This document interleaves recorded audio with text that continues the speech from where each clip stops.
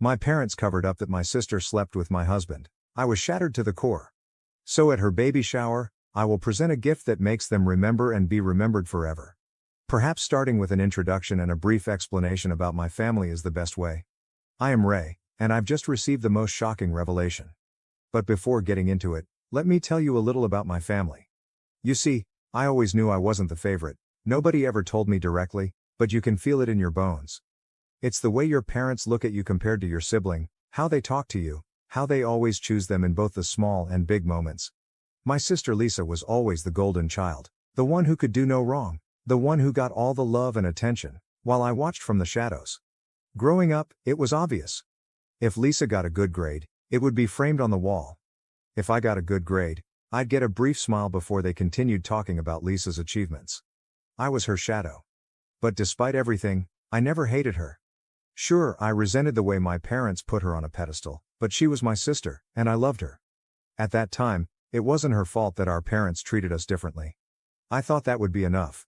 That although things weren't fair in childhood, as adults, we'd find our place, and our relationship would balance out. But I was wrong. So terribly wrong. 2 days ago, everything fell apart. It was supposed to be a happy evening. My parents had invited us over for dinner to celebrate Lisa's pregnancy. I was genuinely happy for her. She and her husband Ken had been trying for a while, and I knew how much it meant to her to start, a family together. So, I went, despite the knot in my stomach that I always feel when I'm around my family. It's a constant reminder that I'm not enough, that I'm always second best compared to Lisa. Ben, my husband, was by my side, as he had been for the past 5 years.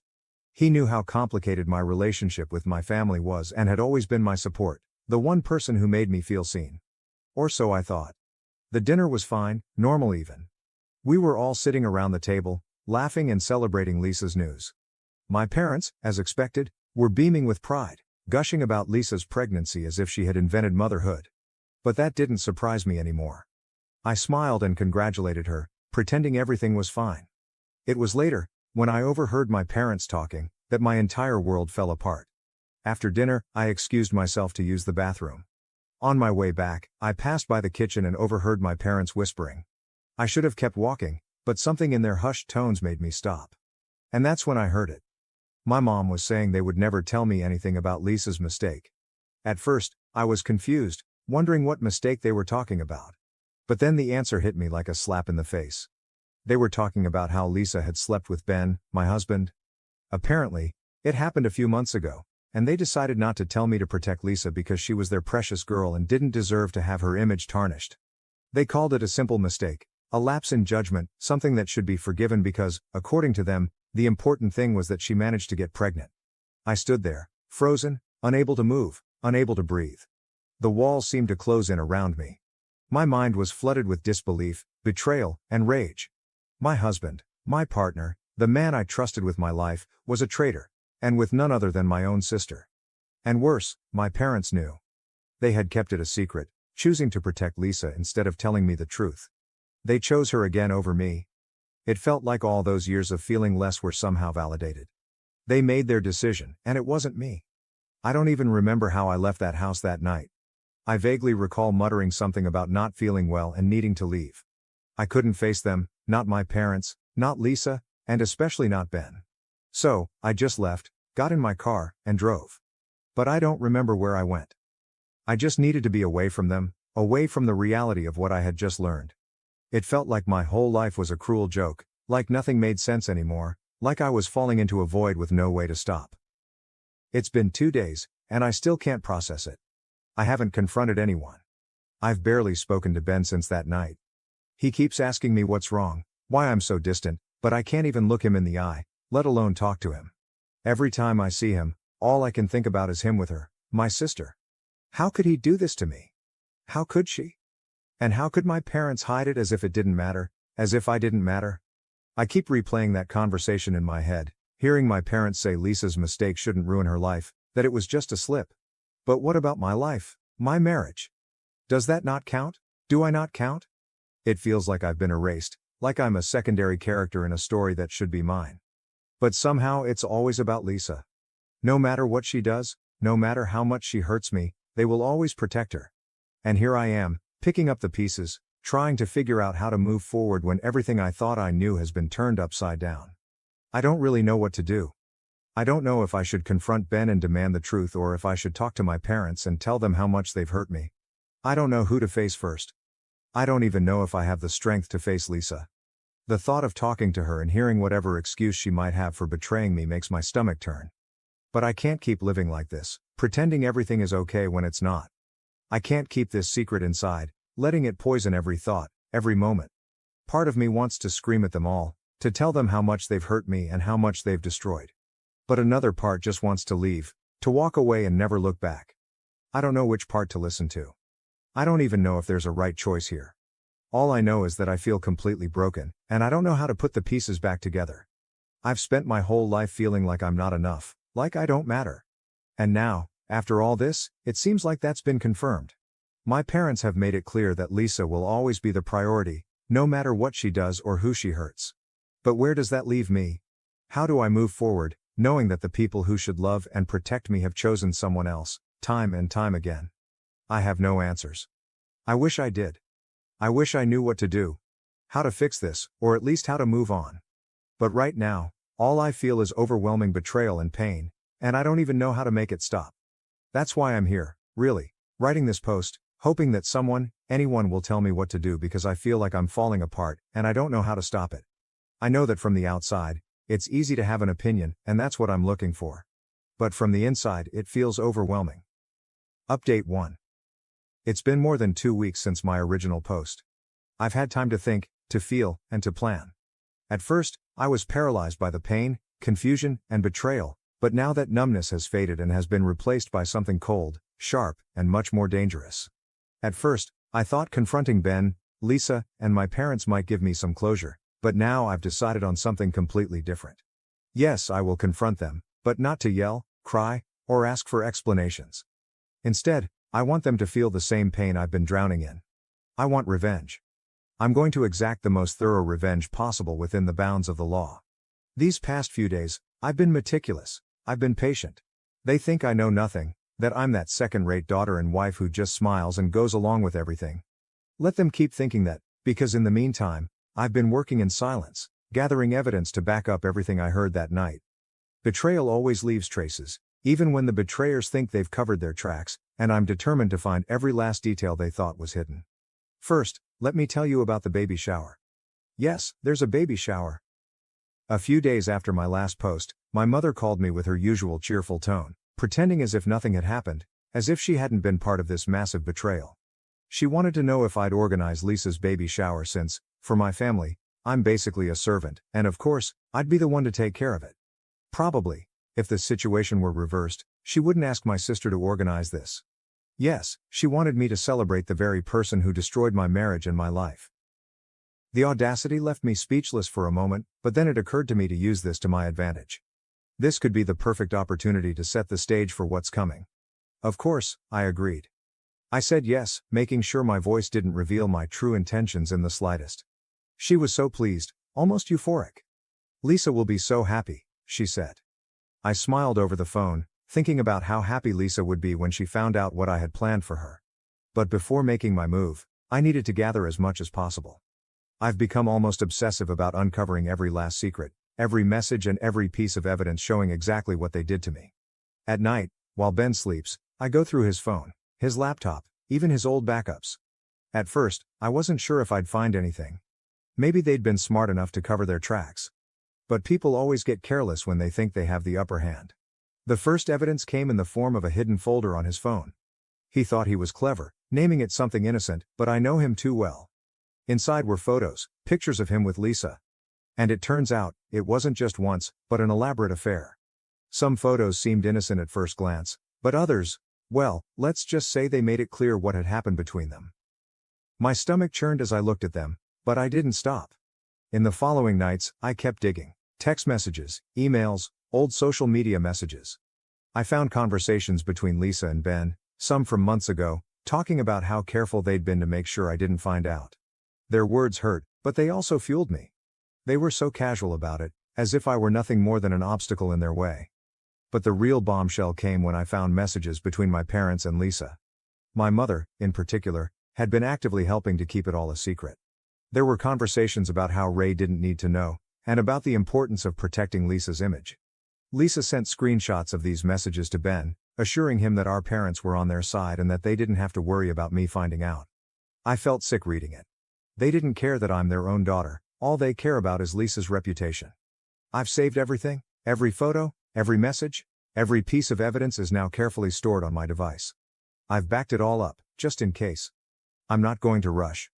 I'm going to wait for the perfect moment to act, maybe at the baby shower, maybe afterward, but I'll make sure that when it all falls apart, it falls apart hard. They won't know what hit them. Update 2. It's been about a week since my last update, and there's so much I need to share, although I'm not sure where to start. The events of yesterday feel like they played out in a dream, or maybe a nightmare, it depends on who you ask. I spent the day at Lisa's baby shower playing the part of the perfect hostess while hiding the storm brewing inside me. The facade was carefully crafted. I was the supportive sister, the cheerful daughter, the obedient wife. Everyone was there, family, friends, and Lisa's husband, none of whom knew about the storm about to be unleashed. The celebration itself was an elaborate event, and my mother, unsurprisingly, was practically bursting with pride, ensuring everything was perfect for little Lisa. My parents had no idea the real gift was coming, and it was from me. A gift that would shatter the carefully constructed world they had built. I was acutely aware of my racing heart. I could feel my pulse, not from excitement, but from the anticipation of the chaos about to unfold. As the day went on, I engaged in light conversations, laughed at shallow jokes, and arranged the many baby gifts stacked on the table. The whole time, I was intensely aware of the ticking time bomb about to explode. I could see Lisa enjoying the attention. Her smile wouldn't last long, but the longer she thought she'd gotten away with it, the better for my revenge. The moment came when they cut the cake. Everyone clapped and congratulated her, and I felt my pulse race even more as I prepared to give Lisa her special gift. I told everyone it came from the heart, but deep down, I knew it came from the depths of my pain. Then I stood up to address everyone, and the noise in the room fell silent. Lisa looked at me with a bright smile, visibly excited as she reached for the beautifully wrapped box.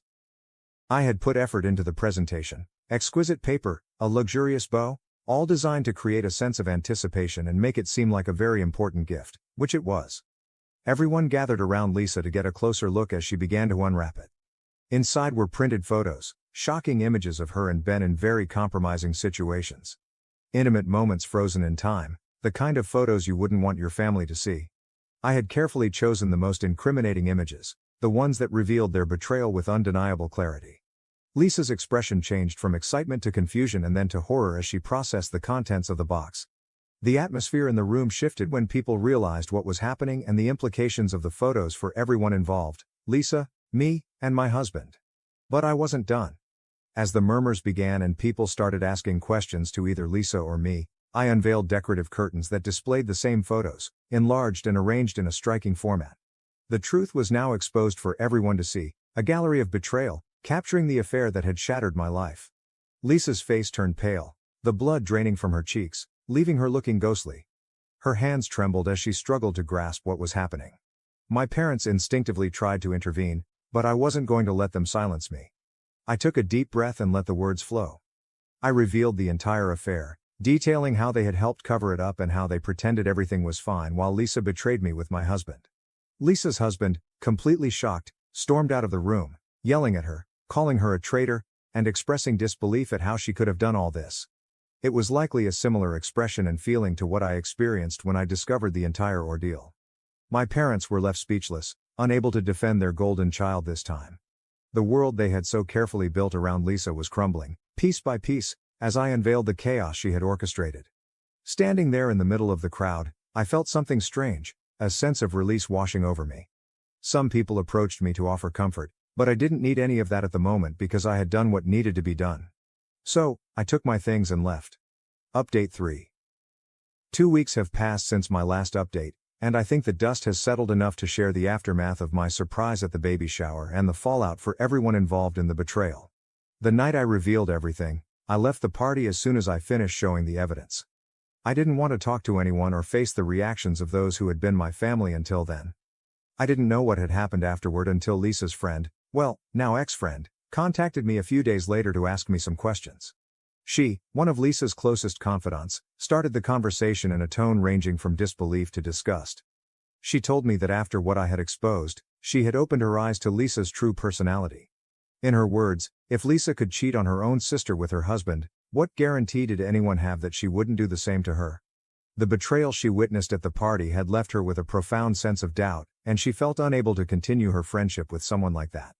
During our conversation, she asked for advice on how to investigate her husband to ensure he wasn't hiding something similar. I told her to thoroughly check his social media, text messages, and any conversations on his phone that might seem suspicious. I also made it clear that if she discovered anything important, I'd be waiting for her to share it, as I know many of you would also want to know. But that wasn't all she told me. Apparently, after I left the party, the venue turned into a full-on battleground. Lisa's husband's family was there, and once they understood the situation, a wave of shouting and accusations filled the air. Lisa's husband's parents were as furious as they were disappointed, hurling harsh words and insults at her for what she had done. My father, with whatever dignity he had left, tried to intervene to defend his daughter, claiming that Lisa was pregnant and they shouldn't speak to her that way. But Lisa's father-in-law wasn't holding back, retorting that their dear daughter was nothing but a harlot of Babylon. Let's just say he used a much cruder term. That comment hit my father like a dagger, and he charged at Lisa's father-in-law, intending to settle things physically. It didn't go well for him. Lisa's father-in-law landed a single punch that sent him to the ground. He didn't lose consciousness but stayed on the floor, either from humiliation or fear of receiving another blow. And it wasn't just the men willing to fight. Lisa's mother-in-law, enraged by everything that had happened, began insulting my mother, who didn't hold back either, calling Lisa's father-in-law a gorilla for hitting her husband. This provoked the other woman to lunge at her. The scene was brutal.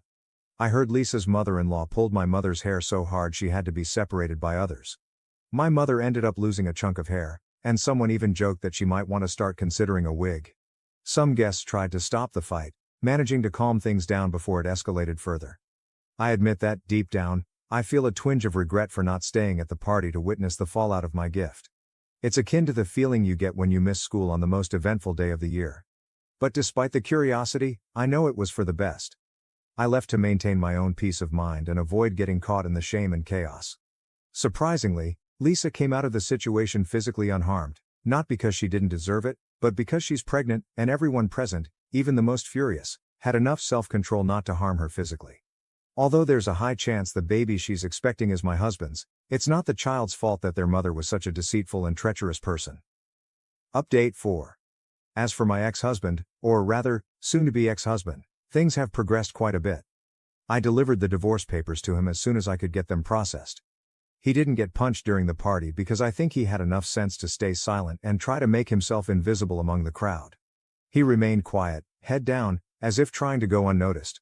Apparently, this strategy worked, as he avoided the punch from Lisa's father-in-law, a punch he deserved more than anyone else, especially since her father-in-law was so willing to throw one. Later, when he got home, he found all his belongings thrown out on the lawn. I hadn't left a single thing of his inside. Everything was on the grass, waiting for him to get the message. He didn't say a word or knock on the door to talk to me. He simply collected his things and left. At least he understood the hint. Now we're waiting to see what happens with the house once the divorce is finalized. In the past 2 weeks, neither my sister nor my family has tried to contact me, neither to apologize nor to lash out at me, which doesn't surprise me. Even though I was the one most affected by all this, apart from my father's humiliation in this situation, they don't have enough shame or remorse to reach out and apologize. This confirms what I've always suspected. To them, Lisa will always be the priority, no matter what. This betrayal and public humiliation, while catastrophic, doesn't seem to be enough to make them reflect. I've spent my whole life trying to find a place in my family, seeking to be seen and valued. But these events have shown me that it will never happen. No matter how much they hurt me or betray my trust, I'll always be the daughter they can overlook. Update 4. I love that saying. Everyone has a plan until they get punched in the face. And that's exactly what happened to my ex-husband, but let me not jump ahead and share how things have been over the last few months. It turns out that Lisa's now ex-friend, whom I helped with her investigation, discovered that her husband was also cheating on her with my sister. As you can imagine, she confronted him immediately. During the argument, the friend mentioned that my ex was also involved in this whole mess. What did her husband do? Without saying a word, he went straight to my sister's house, where she was living with my ex, because they believed the baby she was expecting was his. What happened next was the best part. The man punched my ex directly in the face. So, even though he managed to avoid a punch at the party, he finally got what he deserved. Obviously, my ex has decided to sue him over the punch, though I'm not sure what has happened with that legal matter, and honestly, I'm not too interested. As for my sister's husband, he moved out as soon as he found out about the whole situation and immediately filed for divorce. That divorce hasn't been finalized yet, probably because a baby is involved, and those processes tend to take longer. My own divorce, on the other hand, was completed about a month ago. For those wondering about assets, the house we shared was sold, and we split the money evenly. Neither of us has to pay spousal support, and since there were no kids, the process was simpler. I think the fact that my divorce was resolved quickly only made the chaos surrounding my sister seem even more eternal and messy. Going back to my ex-husband, after receiving that punch to the face, he also got an emotional blow upon learning that he might not be the father of my sister's baby. In an ironic twist of fate, he decided to move out of my sister's house as well, unable to bear the idea that she might have cheated on him. This part makes me laugh, though it also makes me wonder about the logic behind infidelity in people like them. How can someone so willing to cheat on their partner with another person now feel hurt because that person cheated on them? Maybe I don't understand jealousy in that situation because, fortunately, I'm a decent person and have never felt the urge to betray someone in such a way. The hypocrisy in him is so evident it's almost hilarious. But the situation doesn't stop there because now comes the unexpected twist. My sister's baby has been born, and as you'd imagine, a DNA test was done immediately. It turns out my ex is not the father. The baby is the child of Lisa's ex-friend's husband, who also filed for divorce after discovering the affair. What surprises me is that, despite this man being the father, there could very well have been another candidate. Knowing my sister and seeing how she's handled herself during all of this, it wouldn't surprise me if there were more contenders in the paternity matter. Honestly, given who my parents and sister are, this doesn't seem strange at all for them. This is just another Tuesday. The level of chaos and drama they live with is so routine that they barely seem to care about how absurd the situation is. And no, neither my parents nor my sister have attempted to contact me since. But this time, and just this once, I'll give them the benefit of the doubt and think that maybe it's not that they don't care about me as a daughter or sister. They're probably just too busy dealing with the disaster they've created themselves. Update 5. First, let me clarify something because it seems some people didn't catch the sarcasm in my last update. When I said I gave my family the benefit of the doubt, I was being sarcastic. No, I don't think they've ever truly cared, and even if there hadn't been a scandal of this magnitude, they still wouldn't have bothered to reach out. Moving on to the update, my sister has ended up moving back into our parents' house. Why? Well, the biological father of her baby decided not to stay with her, and while he's been unfaithful, I understand the decision. Staying with someone as untrustworthy as my sister sounds more like a punishment than a reward. So, alone and with a baby, she returned to the only place where she seems to still be welcomed with open arms, our parents' house. As for my sister's divorce, it concluded in a favorable manner for my ex-brother-in-law. The house they shared was sold, and he doesn't have to pay either child support or spousal support. I think this was the best-case scenario for him. Now, he can walk away from this whole mess without any financial or personal ties to my sister. It's like life gave him a one-way ticket out, and I can't imagine a better ending for him. Lisa's ex-friend has also finalized her divorce, and in terms of peace and counting the punches, it seems things have settled down. Although, with everything that has happened, it's clear that many people in this story are still deserving of another punch. For now, the physical dramas have ceased, but the memories will remain engraved in the minds of everyone involved, and some on their faces.